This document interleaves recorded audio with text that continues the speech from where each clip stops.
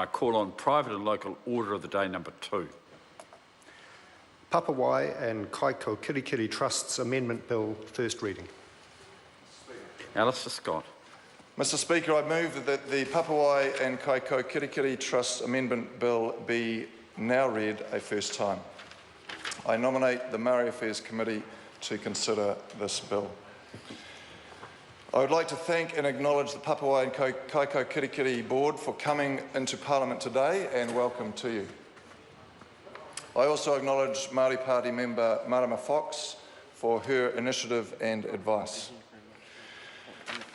The Trust has played an important role in providing educational opportunities for young Māori in Wairarapa. It all began when Māori donated 3 blocks of land, the Papawai, Kaikokirikiri and Clearville land, to the Crown for a school to be established under the authority of George Selwyn, the Lord Bishop of New Zealand. The land was vested in the Trust's board in 1853. The Papawai Native School was subsequently established and operated on that piece of land until 1932, when it was destroyed by a fire. The Trust's remaining funds weren't enough to re-establish and maintain another school, so the Papawai and Kaikokirikiri Trusts Act was enacted in 1943. This Act extended and varied the Trust's authority in order to make practical use of the available income and to establish a new board to administer the Trust.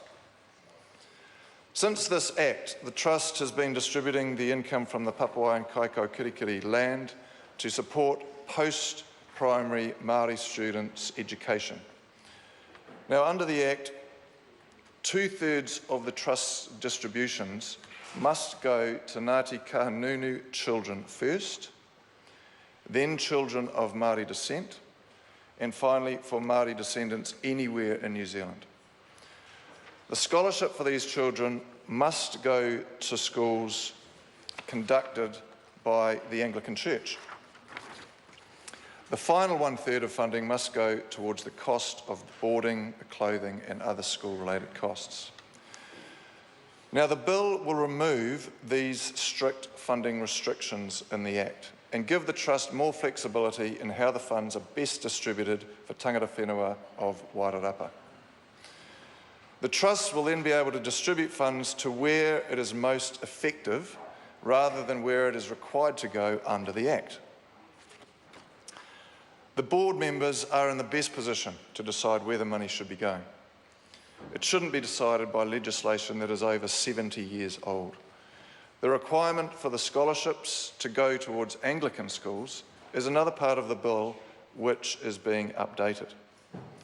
Schools nowadays, sir, are not normally run by churches like they used to, and scholarship recipients should not be restricted as to the type of school they attend.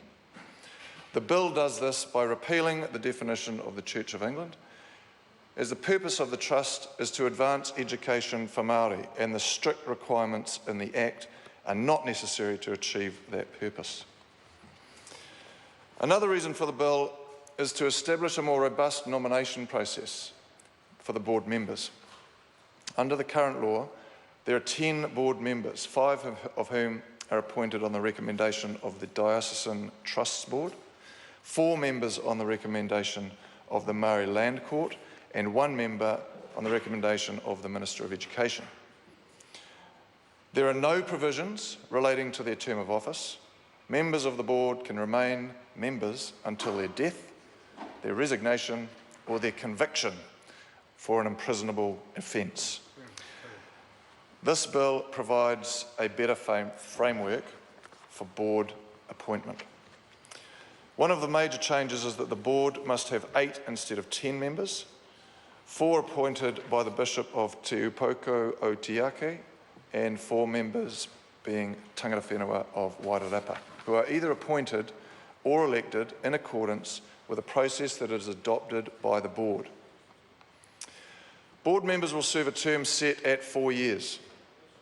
These changes to the appointment process give more authority to tangata whenua of Wairarapa to decide who they would like to see manage the Trust, and to decide on an appointment process which can be used in future to suit their needs.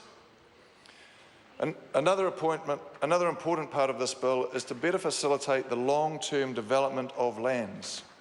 Under the current Act, the Board may sell the lands with the consent of the Minister of Education, but the Minister may not consent to the sale of any land that has been acquired from any Māori tribe or hapu unless the Māori Land Corp has given its consent. And then that court must ascertain the wishes of the members of the tribe or hapu concerned.